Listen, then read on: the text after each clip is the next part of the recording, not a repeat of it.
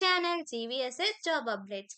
ఇవాళ మన నోటిఫికేషన్ వచ్చేసి రామన్ రీసెర్చ్ ఇన్‌స్టిట్యూట్ నుంచి వచ్చిందనమాట. ఇది కూడా గవర్నమెంట్ జాబే. Central government job and permanent jobs అనమాట.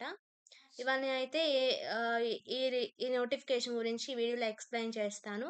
ఇవి ఫస్ట్ టైమ్ మన వీడియోస్‌ని చూసిన వాళ్ళు ఎవరైతే ఉన్నారో ప్లీజ్ మన వీడియోకి లైక్ చేయండి. అలాగే మీ ఫ్రెండ్స్‌కి కూడా షేర్ చేయండి and subscribe to my channel.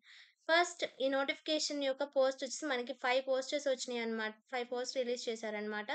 First post ఏంటంటే ఇంజినీరింగ్ ఏ అంటే దానికి సంబంధించిన స్ట్రీమ్ ఏంటంటే ఎలక్ట్రానిక్స్ అండ్ ఇంజినీరింగ్ ఏలో food photonics and engineering assistance civil assistant, assistant canteen manager అన్నమాట. ఇవన్నీ కూడా పోస్టులు రిలీజ్ అనే వేకెన్సీస్ ఉన్న పోస్టులని రిలీజ్ చేశారు. అయితే దీని యొక్క పే లెవెల్ వచ్చేసి ఈ 2 పే లెవెల్ అన్నమాట. ఇంజినీరింగ్ ఏ యొక్క పే లెవెల్ వచ్చేసి 10థ్ పే లెవెల్‌లో పే చేస్తున్నారు. అండ్ ఇంజినీరింగ్ అసిస్టెన్సీ వచ్చేసి లెవెల్ 5లో అండ్ అసిస్టెంట్ వచ్చేసి level 4 and assistant canteen manager వచ్చేసి 6 అన్నమాట. ఇవి పే లెవెల్స్. అలా వేకెన్సీస్ చూసుకుంటే గూడా మనకిక్కడ వేకెన్సీస్ కూడా క్లియర్‌గా ఇచ్చారు. ఎన్ని నంబర్ ఆఫ్ వేకెన్సీస్ ఉన్నాయి అని. రిజర్వేషన్ ప్రకారం గూడా వాటిని ఎలా ఆహ్, డివైడ్ చేశారు, ఏమేమి ఉన్నాయి, ఎన్ని పోస్టులున్నాయనేది గూడా వాళ్ళు మొత్తం క్లియర్‌గా ఇచ్చారనమాట ఇక్కడ మనం చూసుకున్నట్టయితే. నెక్స్ట్ ఇంకా మనకి ఇక్కడ ఎడ్యుకేషన్ క్వాలిఫికేషన్ ఏంటి, ఎక్స్‌పీరియన్స్ ఎంత ఎక్స్‌పీరియన్స్ ఉండాలా, అవసరం లేదా, అండ్ ఎంత ఏజ్ లిమిట్ ఉండాలి అనేది మొత్తం క్లియర్‌గా ఎక్స్‌ప్లెయిన్ చేస్తాను. మొత్తం గూడా చూడండి. అయితే ఫస్ట్ మనకి ఎడ్యుకేషన్ యొక్క క్వాలిఫికేషన్ చూద్దాము. అండ్ నేను ఈ వీడియోలో ఏంటి అంటే ఏ జాబ్స్‌కైతే ఎక్స్‌పీరియన్స్ అవసరం లేదో ఆ జాబ్స్ వరకు నేను చెప్తాను. ఎందుకంటే ప్రతి ఒక్కరు అప్లై చేసుకోవచ్చు కాబట్టి. ఎక్స్‌పీరియన్స్ లేని యొక్క జాబ్ వేకెన్సీస్ ఉన్న పోస్ట్ నేను క్లియర్‌గా ఎక్స్‌ప్లెయిన్ చేస్తాను ఈ వీడియోలో చూడండి. అలాగే అందరూ అప్లై చేసుకోండి ఎలిజిబుల్ క్యాండిడేట్స్ అందరూ గూడా.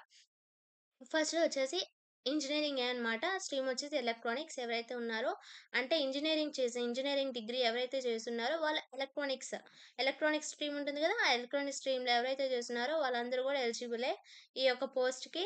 అండ్ దీనికి మనకి 10థ్ లెవెల్ పే వచ్చేసి 10లో పే చేస్తున్నారంటే మనకి నియర్లీ వచ్చేసి 90,000, 1,00,000 వరకు మనకి సాలరీ అయితే వస్తుంది. అండ్ ఏజ్ లిమిట్ వచ్చేసి దీనికి ఎటువంటి ఎక్స్‌పీరియన్స్ అనవసరం లేదు. డిజైరబుల్ అంటే ఏంటంటే నాలెడ్జ్ ఆఫ్ ఎలక్ట్రానిక్ సర్క్యూట్స్ దానిలో కొంచెం నాలెడ్జ్ అనేది మనకి అవసరము. మనకి ఎసెన్షియల్ ముఖ్యంగా కావాల్సింది ఏంటంటే ఇంజినీరింగ్ డిగ్రీ ఇన్ ఎలక్ట్రానిక్స్ అన్నమాట. ఎలక్ట్రానిక్స్‌లో చేసిన వాళ్ళు ఇంజినీరింగ్ ఎవరైతే ఉన్నారో వాళ్ళందరూ ఎలిజిబులే. అలాగే ఏజ్ లిమిట్ వచ్చేసి 35 ఇయర్స్ అన్నమాట. 35 ఇయర్స్ ఎవరైతే ఉంటారో ఆ లోపు ఎవరైతే ఉంటారో application last date of application లోపు వాళ్ళందరూ గూడా ఎలిజిబులే. వాళ్ళందరూ గూడా అప్లై చేసుకోవచ్చు. అలాగే ఇంజినీరింగ్ ఏ వచ్చేసి దీనికి ఎసెన్షియల్.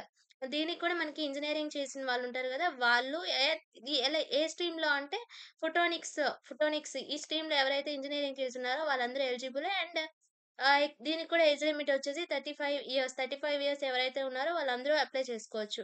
అండ్ ఇంజినీరింగ్ అసిస్టెన్సీ అన్నమాట. దీనికొచ్చేసి diploma in civil engineering. Diploma in civil engineering ఎవరైతే చేస్తున్నారో వాళ్ళైతే ఈ పోస్ట్‌కి ఎలిజిబులే. దీనికి ఇక డిజైరబుల్‌లో ఇచ్చారనమాట. అంటే 3 ఇయర్స్ ఎక్స్‌పీరియన్స్ అనమాట. అంటే ఉన్నా పర్లేదు, లేకపోయినా పర్లేదు. వాళ్ళైతే ఈ పోస్ట్‌కి ఎలిజిబులే. వాళ్ళైతే చేసుకోవచ్చు. అండ్ ఈ 2 పోస్ట్‌కి ఏంటంటే ఎక్స్‌పీరియన్స్ అనేది అవసరం కాబట్టి, ఈ 2 నేను ఈ వీడియోలో ఎక్స్‌ప్లెయిన్ చేయట్లేదు.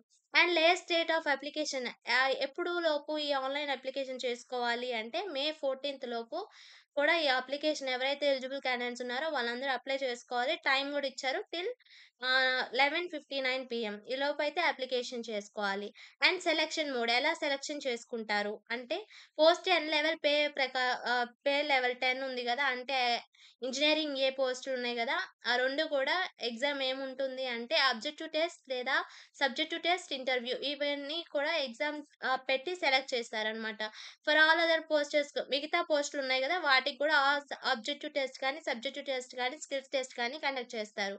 అండ్ ఇంకా మనకి అప్లికేషన్ ఫీ గురించి వస్తే ఎవరెవరికి ఎలిజిబిలిటీ అదే అప్లికేషన్ లేదు, ఎవరెవరు అప్లికేషన్ ఫీ చేయాలి అనేది దానికొస్తే మనకి అప్లికేషన్ ఫీ వచ్చేసి మనకి రూ. 250 అనమాట.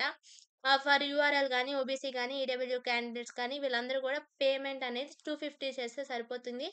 అండ్ ఇంకా ఎస్టీ, ఎస్సీ గాని, ఉమెన్ క్యాండిడేట్స్ కూడా ఎస్టీ, ఎస్సీ వాళ్ళు గాని, ఉమెన్ క్యాండిడేట్స్ కానీ, పీడబ్ల్యూడీ వాళ్ళకి గాని వీళ్ళకి ఎటువంటి ఫీజ్ అనేది కూడా అప్లికేషన్ ఫీ అవసరం లేదు.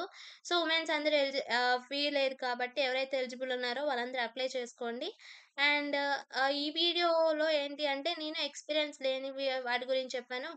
బీటెక్‌లో ఎవరైతే ఇంజినీరింగ్ చేస్తున్నారో వాళ్ళు ఎలక్ట్రానిక్స్ టీమ్స్ కానీ, ఫోటోనిక్స్ వాళ్ళు గాని సివిల్ ఇంజినీరింగ్ చేసిన వాళ్ళు వీళ్ళు ఎలిజిబుల్ కాబట్టి, ఇది చాలా మంచి నోటిఫికేషన్. రేర్‌గా రిలీజ్ అవుతుంది. ఎవరైతే ఎలిజిబుల్ క్యాండిడేట్స్ ఉన్నారో వాళ్ళందరూ ఖచ్చితంగా అప్లై చేసుకోండి.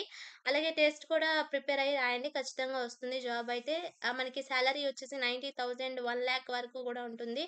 సో, ఈ వీడియో గనుక మీకు యూజ్ అయితే ప్లీజ్ మన వీడియోని లైక్ చేయండి. అలాగే మీ ఫ్రెండ్స్‌కి కూడా షేర్ చేయండి. ఎవరైతే యూజ్ ఉన్నారో వాళ్ళకి. అండ్ ఇంతవరకు మన ఛానల్ ఎవరైతే సబ్స్క్రైబ్ చేసుకోలేదో వాళ్ళందరూ మన ఛానల్‌ని సబ్స్క్రైబ్ చేసుకోండి.